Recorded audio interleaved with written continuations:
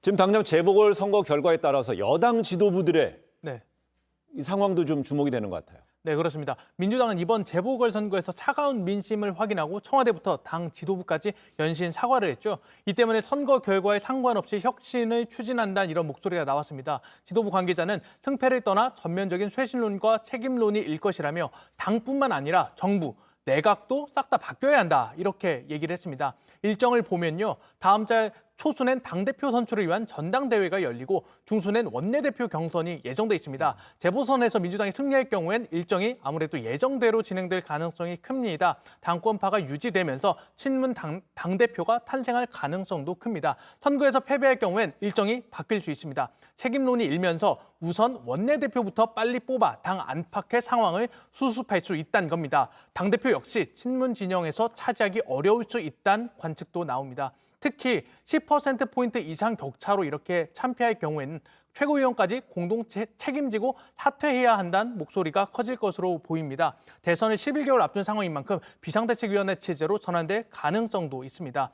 민주당 같은 경우는 2016년 총선을 시작으로 전국 단위 선거에서 연승 가도를 달렸습니다. 만약에 이제 지게 되면 처음 겪는 패배라는 점에서 지도부를 향한 책임론이 커질 가능성을 배제할 수 없습니다. 결국 보니까 정부 여당에서는요, 승패 상관없이 개혁 입법이라든지요. 네. 이런 부분에 있어서는 뭐 선거 전 기간 동안에 여론에서 확인했다. 네. 그리고 이겨도 개혁 입법을 하는데 그렇죠. 힘을 얻을 수 있고 네. 지더라도 자성의 위치에서도 할 수도 있고 네. 그런 상황인 것 같은데 그 연장선에서 대선 경선 연기론도 나와요. 원래는 9월이었잖아요. 네네. 어떻게 봐야 될까요? 자, 이게 내년 3월에 대선이기 네. 때문에 6개월 전에 대권 주자를 정하는 경선을 한다라는 원칙이 정해져 있었어요. 네. 그런데 지금 이 6개월이 어찌 보면 길어 보이는 것이고 다가오는 9월이 어찌 보면 바투 남아 있는 것으로 보이는 겁니다. 아까 고 기자님이 분석하셨듯이 복잡한 변수가 있는데 우선 패배한다면요. 당내 분열이 상당히 이제 노정될 가능성이 큰 거죠. 여기서 또 힘의 격돌, 정치공학적인 내부의 어떤 이권, 이해관계를 다투다 보면 네. 9월은 아무래도 좀 바쁜 것 아닌가. 지금 이제 현재는 이재명 지사 독주 체제거든요. 근데 제2 후보, 제3 후보를 또 뽑아 올리는 과정이 있지 않겠습니까?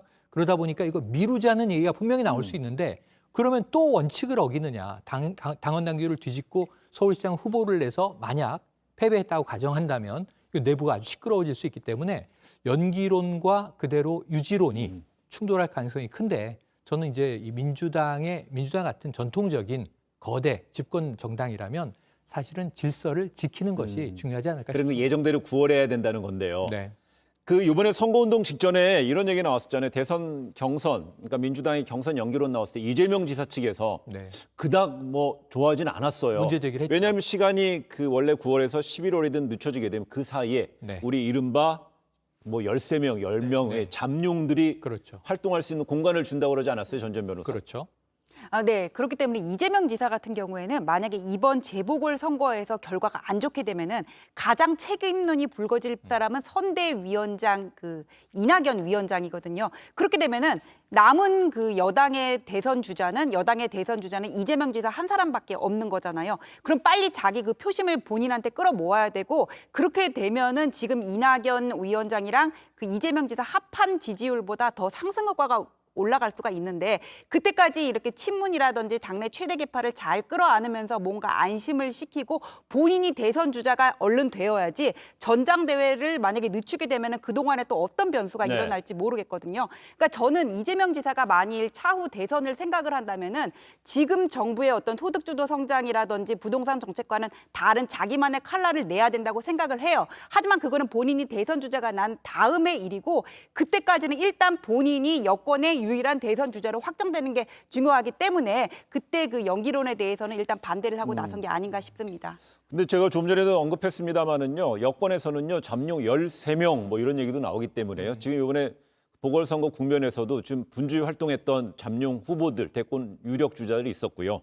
또한 정부에서도 네. 뭐 지금 한참 지금 뭐 국정 운영 능력에 대해서 한번 공부하는 스터디하는 인물들도 많기 때문에 그렇습니다. 앞으로 어느 주자가 이렇게 탁 급부상할지 한번 더 지켜봐야 될 것 같고요.